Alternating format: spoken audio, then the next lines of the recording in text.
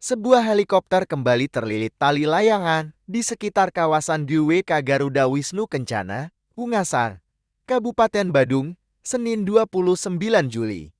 Dari kejadian ini ternyata helikopter tersebut berangkat dari JLG Helipad yang berlokasi di Jalan Nusa Dua, Kuta Selatan. Setibanya di kawasan GWK, helikopter terlilit tali layangan, namun berhasil mendarat dengan selamat. Helikopter tersebut terlilit tali layangan pada ketinggian sekitar 900 kaki atau 274,32 meter.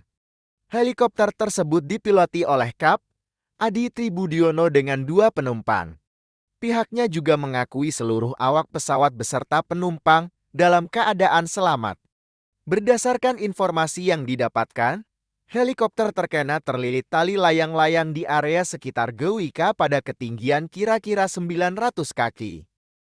Setelah mendarat, engineer melaksanakan inspeksi pada main rotor dan tail rotor dengan hasil tidak ada kerusakan. Agustinus menambahkan, tali layangan yang menjerat helikopter tersebut berukuran kecil. Berbeda dengan kejadian sebelumnya tali yang melilit berukuran besar. Hanya saja hal tersebut akan menjadi catatan kembali insiden helikopter terjerat tali layang-layang. Dari adanya kejadian kedua ini, pihaknya mengaku tidak dapat berbuat banyak, seperti mengendalikan permainan layang-layang.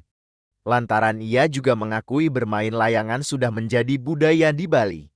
Lebih lanjut ia menyampaikan, sudah menjadi tugas Otban menjaga keselamatan dan keamanan penerbangan di seluruh Indonesia, khusus untuknya di wilayah Bali.